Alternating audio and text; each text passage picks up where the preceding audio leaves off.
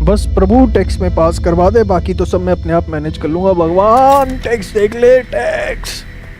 अगर आप इस कैटेगरी के बच्चे हैं तो ये वीडियो पक्का आपके लिए। जी हाँ, मुझे पता है टैक्स के अंदर सबसे ज़्यादा प्रॉब्लम आप सबको आता है, लेकिन टैक्स के पेपर को अगर समझें तो शायद ये प्रॉब्लम का हम सॉल्यूशन निकाल सकते हैं। नमस्कार दोस्तों, मेरा नाम है चंदन पोदार और आप देख रहे हैं हमारा YouTube channel CA intermediate grooming education. चलिए बात करते हैं टैक्स के पेपर को लेके बच्चों का प्रॉब्लम क्या है।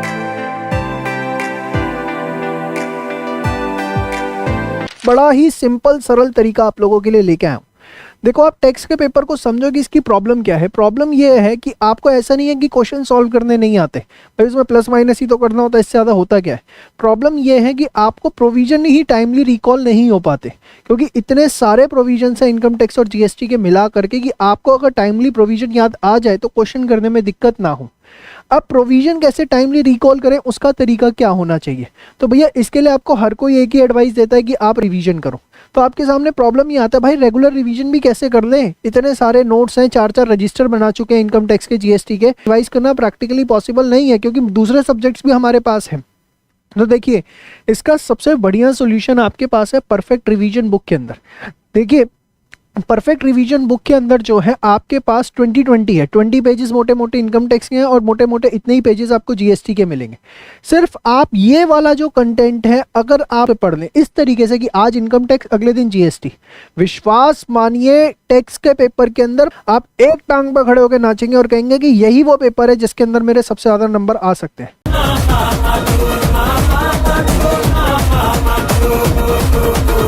जिन बच्चों ने परफेक्ट रिवीजन बुक ले ली है, बहुत अच्छी बात है, वो इस बात को ध्यान रखें। इस तरीके से जो है मुझे इसको यूज करना है ताकि टेक्स्ट के पेपर में मुझे किसी प्रकार की कोई दिक्कत ना आए। साइड कर दो सारे के सारे नोट्स। ये जो परफेक्ट रिवीजन बुक के अंदर आपको पेजेस मिले हुए हैं, बहुत कंसाइज टू द पॉइंट, जो एग्जाम के लिए आपके क्वेश्चन करने में हेल्प करेंगे, वो प्रोविजंस वहां पर हैं।